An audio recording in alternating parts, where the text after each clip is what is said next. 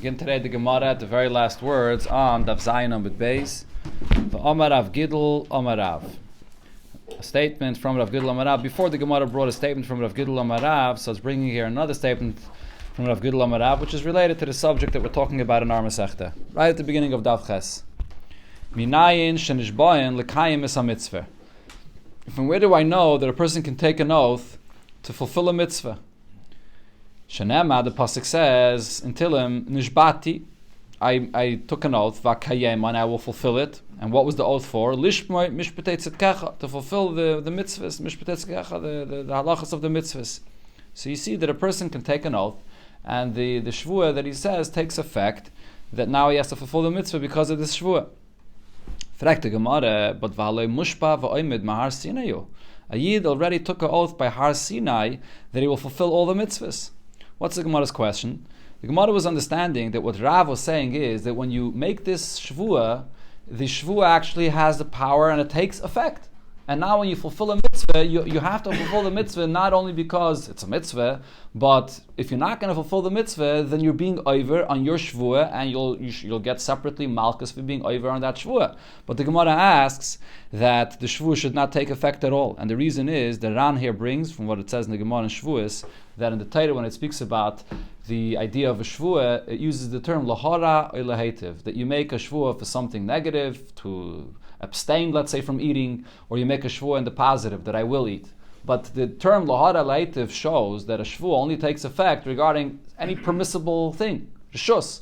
But regarding a mitzvah, which you can't say lahara lahetiv, it's not your choice whether to do it or not to do it. For that, the shvuah doesn't take effect in the first place.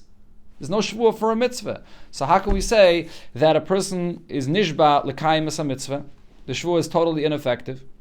Elo, so the Gemara answers, Hakam Ashmalon, this is what Rav was telling me, not that it actually takes effect. You're right, the shvuah itself does not take effect, but nevertheless, the shari leile inish lizeruzi nafshei. Person is allowed to make this shvuah with the intention to just encourage himself, to give himself the encouragement to fulfill the mitzvah. But Anachanami, the shvuah doesn't actually take effect, but you might think, the Ran explains, the other Rishonim explain, you might think that because we're so concerned that a person, when he makes a shvuah, he may end up saying Hashem's name in vain, or b'chlal, it's not a good idea for a person to get accustomed to making shvuahs, because then you might not even fulfill your shvuahs. So you might think that a person shouldn't make a shvuah even for a mitzvah. It's a bad idea. Don't make shvuahs even for a mitzvah. So Rav was saying that if you're trying to encourage yourself to fulfill this mitzvah, so then it is a good idea for you to make a shvuah to fulfill the mitzvah. The Rebbe brings this in. There's a hadran from the Rebbe on Masechta Nedarim, and a letter from the Rebbe, and the Rebbe brings this Gemara in connection to the whole Masechta. And the Rebbe says that the idea, when the Gemara says Shari Yinish Lazruzi Nafshei, when it says before Mushba va'oimid Mahar Sinai, so that's the fact that the presence of all the neshamas of Yidden were by Har Sinai. But not all Yidden were there with their guf. The Yidden that were alive then were there with their guf, but the Yidden of future generations were not there with their physical body. When a Yid is making the shvuah, he's making the shvuah with his physical guf and nefesh habahamis, so that brings the encouragement of to do the mitzvah even for your guf. That's the point here. Even though the actual shvuah al pi halacha does not take effect. Rav Gidl Amarav said another thing, similar. Ha'omer ashkim ve'eshna peirik zeh. Person says, I'm going to wake up and I'm going to learn this peirik. So he's basically making a neder. He's making a neder that he's going to wake up and learn a certain peirik of Torah. Eshna mesechta zu. I'm going to learn a certain mesechta. Neder gadol nodar l'elokei Yisrael. He made a great neder for the Eibishter. Now, even though the Gemara uses the term neder, what the Ram points out, this is not really a neder. If you remember what we learned right at the beginning of the Masechta, a neder applies to an object. When you take a certain object and you say that this is forbidden for me to eat from, a shvuah does not apply to an object. A shvuah applies to the person, that you say on yourself that I will do this or I will refrain from doing that. It applies to the gavra. So over here, when a person says that I will wake up and learn this or that, so this is really a shvuah, even though the Gemara uses the term neder, but it really means a shvuah. So again, the Gemara asks the question, if a person makes this kind of a shvuah, how does it even have any effect? He's already took an oath by Har Sinai to do this, that he has to learn Torah. So once you have that oath from Har Sinai to learn Torah, to make a new oath now again, it doesn't take effect at all. So the Gemara answers, My kamashmal. What are you going to say? The answer is similar to what we said before. That the person can say this, even though it doesn't actually take effect, but he's allowed to say this. We're not concerned that he's making shvuas. He's allowed to make this shvua to encourage himself to learn Torah. But says the Gemara, but that can't be. Hainu de Rav Gidl kamais. This is the same point that Rav Gidl said before in the name of Rav regarding every mitzvah. Nishban l'kaim mitzvah. What's the chiddush here regarding encouraging yourself to learn Torah? And says the Gemara, hakam ashmalon. The chiddush over here is kivin the iboy poten avshei b'kriyashma shachris va'arvis. Since when it comes to the obligation of a yid learning Torah every day, you could pata yourself. You could just learn and you'll be absolved of learning any more in the rest of the day. Just by saying Kriya Shema in the morning and in the evening, you could be yaitzi your mitzvah of the day for learning Torah just with that. So actually in this case, when you take upon yourself to learn additional shir in Torah, since you're not obligated, so therefore that shvuah will take effect. That's the simple pshat in our Gemara. So when you learn the simple pshat of our Gemara, it sounds like the Gemara is saying that the obligation of a yid to learn Torah every day is the bare minimum of saying saying Shema in the morning and in the evening, and the rest of the day, it's your choice. If you want to learn Torah, if you don't want to learn Torah. So therefore, regarding that, if you make a shvuah to learn more Torah the rest of the day, your shvuah will take effect. But the Ran here clarifies and says that's not the pshat in the Gemara. Because he says, if the person doesn't have time to learn the rest of the day, so he's not going to learn the rest of the day, and he can't make a shvuah to learn the rest of the day. If he does have time to learn the rest of the day, then he actually is not yaitza with learning Perek Echad Shachris, Perek Echad Arvis. So what does it mean when the Gemara says that he could be pater himself with learning Kriya Shema Shachris Varvis?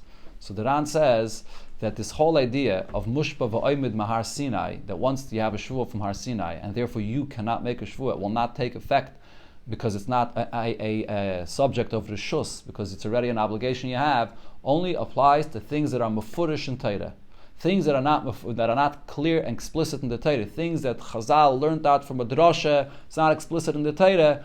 Regarding that, the shvuah of Har Sinai does not apply to them, and therefore a person could make a shvuah to obligate himself to do it.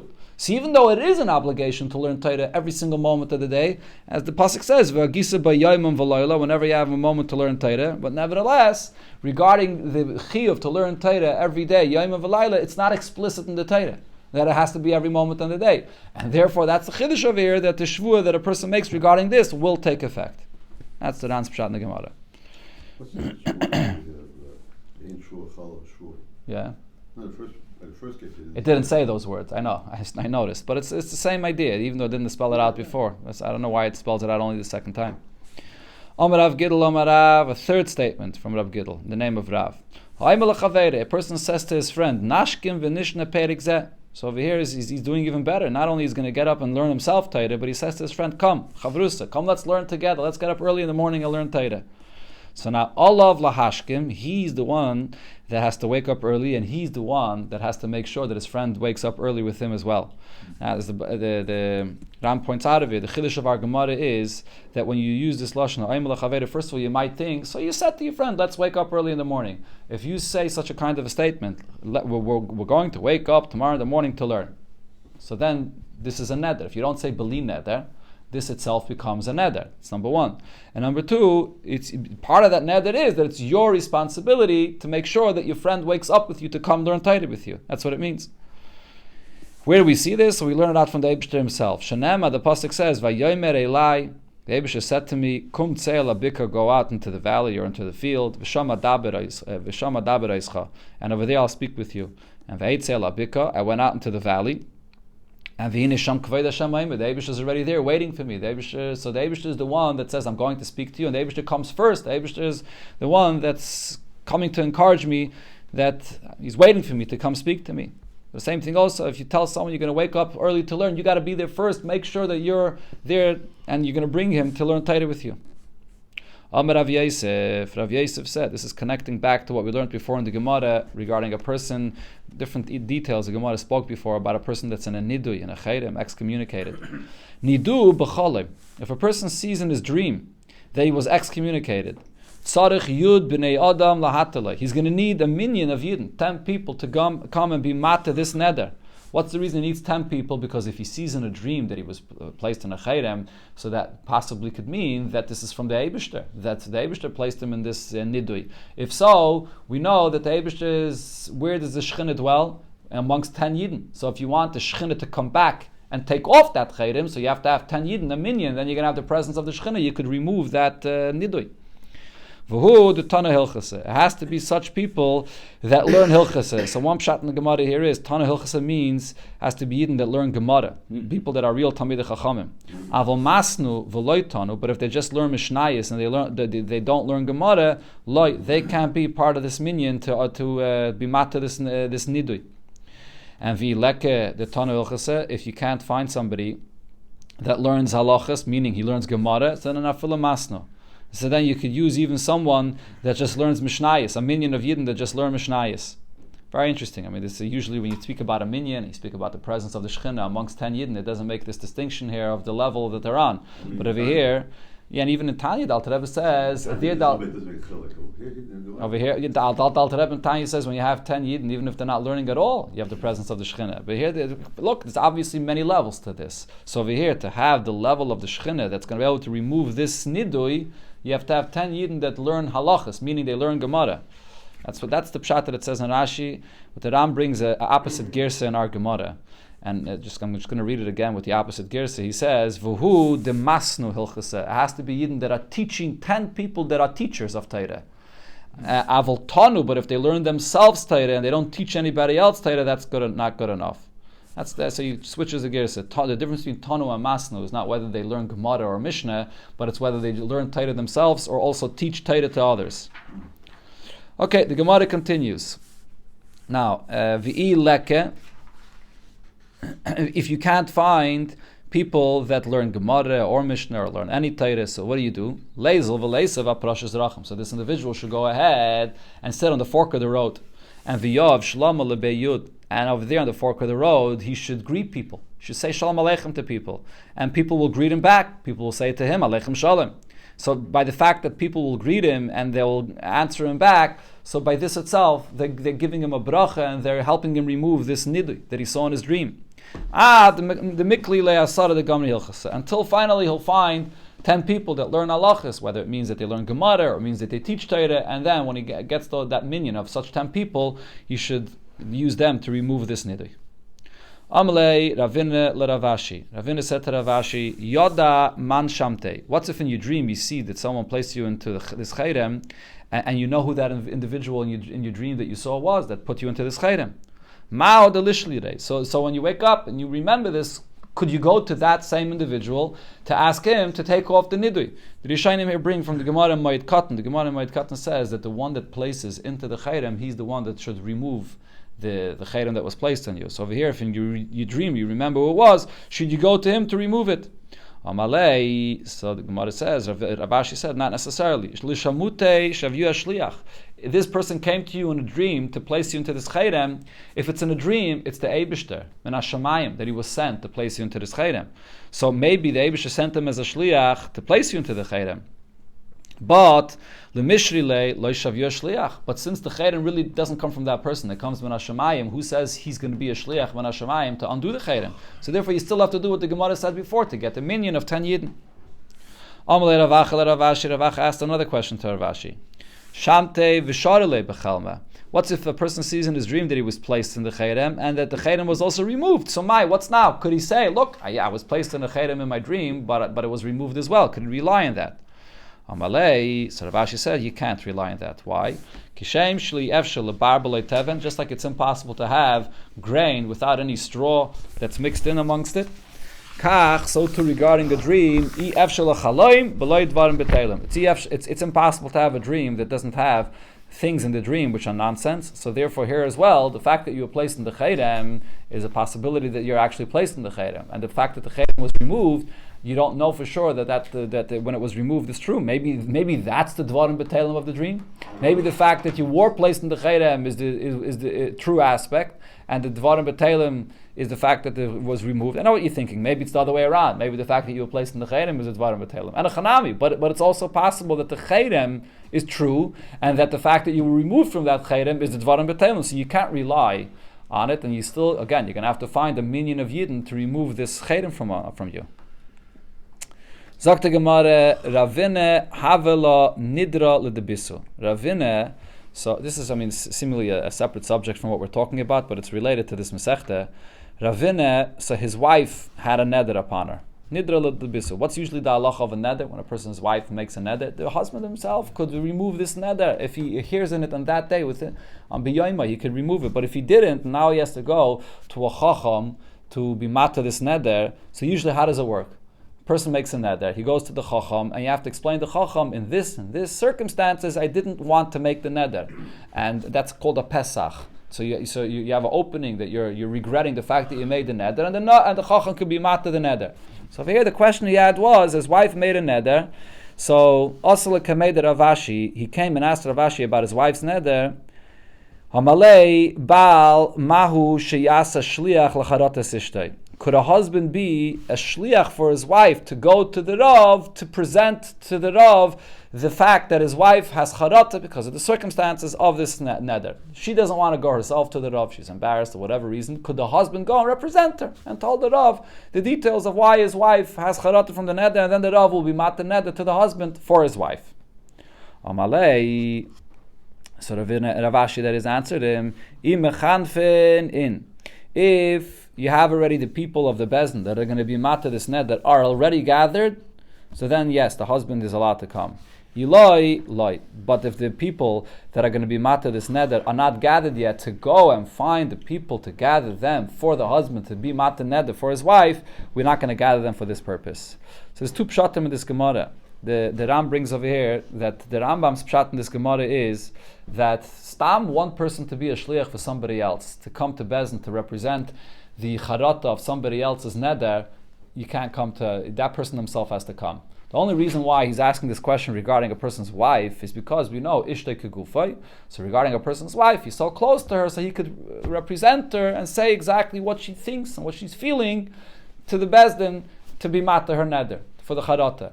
So therefore, what the Gemara is answering is, even though we are going to be mekel regarding a husband and wife, that we allow the husband to represent his wife because of ishtei kegufay, but that's only after the fact. Once he already comes and he has the Bezdin already sitting there and he's standing already in front of the Bezdin, we're going to be mekel and allow a husband to represent his wife.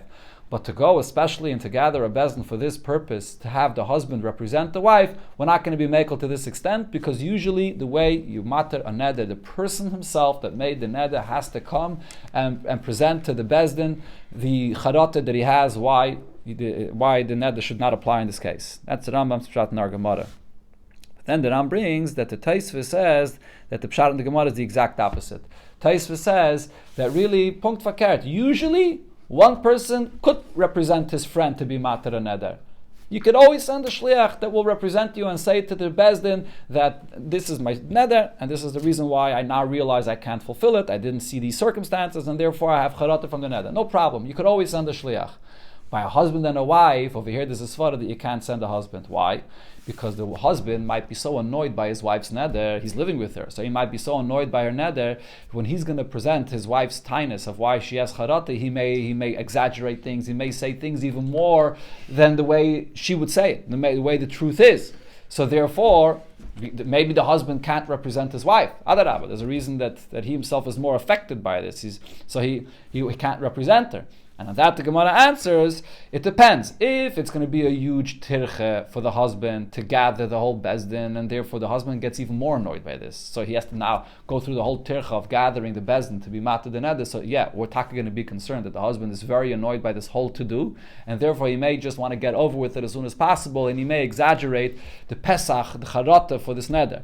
But if he walks into the Bezdin, and to his luck, right there, everyone's sitting and they're ready to go, and he could be matar the neder right away, we're not so chayshish that he's going to be so annoyed by the fact that he has to be matar this neder, and we trust the husband to represent his wife honestly, and he's not going to exaggerate anything. That's Taisus' pshat in the Gemara. Zok the Gemara. So what do you see from this story? Shma mina klas. So you see over here three different halachas. Shmamino, we see the halacha Baal Nasa Shliach Lacharotas Ishtay. A husband can be a shliach for his wife to present her charata on the neder. That's the obvious halacha we see here from the story. Shmamino, we also see over here that Leishari Lemishra Nidra Ba'asri Derabe, that a person is not allowed to be mata the neder in a place where he has his teacher. Ravina over here. Ravina was not ready to be mata this neder of his wife because Ravina was the student of Rava. And therefore, he's living in the place where his teacher was, so he didn't want to be mata neder. And therefore he came to ask the question whether he could represent his wife going to his teacher. If he himself could be mata the neder, so then he could be mata the neder himself without having to go to his teacher. His wife could come to him to be mata the neder. So we see over here that since Ravina was living in a place where his Rebbe was there, I believe it's Rava.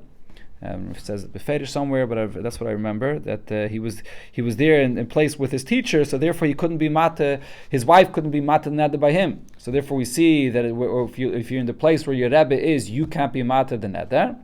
And also the third thing you see is v'shmamina ki mechanfin shapir dami, that a husband can be mata the neder for his wife when the bezdin is already gathered, and if they're not gathered, you can't be mata neder. Now, another two halachas the Gemara says, this is really two separate halachas, which is connected to what we learned before. It's not connected to the story here. V'shamta afilu ba'asre derabe. So this is not something we learn from this story. The Gemara is just saying, we just said that to be matar a neder in the place where your teacher is, you can't be matar the neder, you have to go to your teacher. But if it comes to a shamta, if there's a cherem, excommunication, so over there, you can be matar a cherem even in a place where your teacher is there. You don't have to go to the teacher.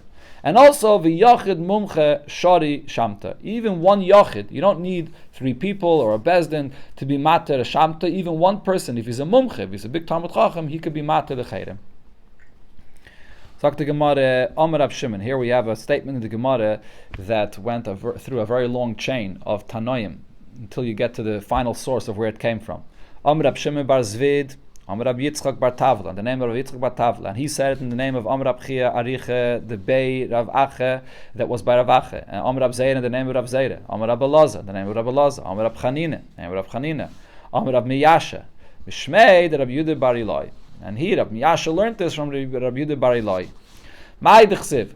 What's the meaning of the pasuk when it says V'zarcha lachem yirei shmai, that Eibusha shines the sun on those that fear His name? And the pasuk continues, Shemesh Tzedakah, which the Gemara will soon explain.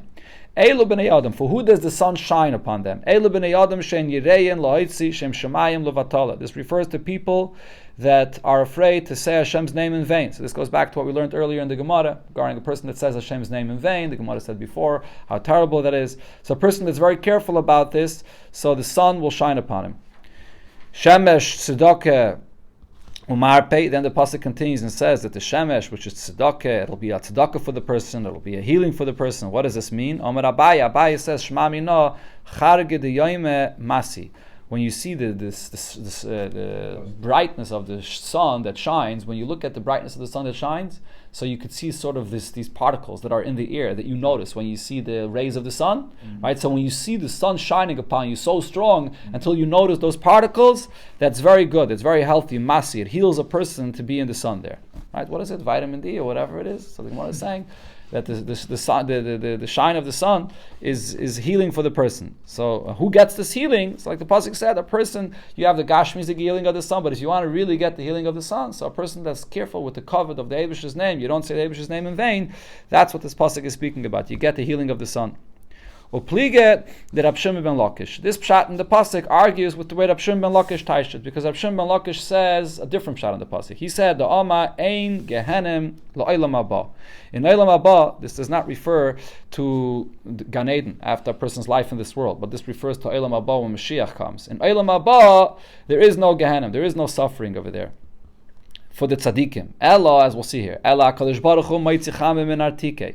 The Eibishter, you don't have, in other words, there is no separate place of Gehenna, but rather what the Eibishter does is the Eibishter takes out the sun from its shield, and the sun comes out and shines very strong. Tzaddikim misrapen ba. The tzaddikim receive only a benefit from this sun. Lasad lavai, they get healed by this. Or Rishayim nedainim ba. But the Rishayim that can't handle this, so they get judged, they get harmed by this brightness of the sun. Shenemar, as he learns from this pasuk here, V'zarcha lachem yirei shmei shemesh, v'gaimer, that the sun will shine for those, that the tzaddikim, the sun will be for them a healing. As we said, and not only will they get a healing from the sun, Elashem is adnin ba, even more so, the tzaddikim l'asad will get pleasure from the light of the sun. Obviously, we're talking here about healing and pleasure, beruchnias. We're talking about l'asad lavi when Mashiach comes. So what this means is tzaddikim that serve the Eibishter and refine themselves, they're kalim for this tremendous revelation. So even after the Eibishter takes the sun out of its nartik, which refers to the ultimate revelation of godliness, they're kalim for this, so they get tremendous pleasure in this. Shenema, as the pasuk says in another place regarding this, that v'yatzasem upishtem ke'egle marbek. You will go out, upishtem means you're fat. In other words, you'll be with pleasure. Ke'egle marbek, like the calves that are in their barn. That's all a mashal for the pleasure that tzaddikim have l'asad lavai. For Rishayim n'dainim ba, but the Rishayim will be judged and will be harmed by the sun. Shenema hine yayim ba baya ketana. The day will come that the sun will be burning like the oven. And the pasuk there continues and says that this refers to kol zaydim v'chol oisei risha kash v'loyataisam. They're going to be like straw, which the sun will come and it will create a fire, and like fire that catches onto straw and it completely consumes them. Okay.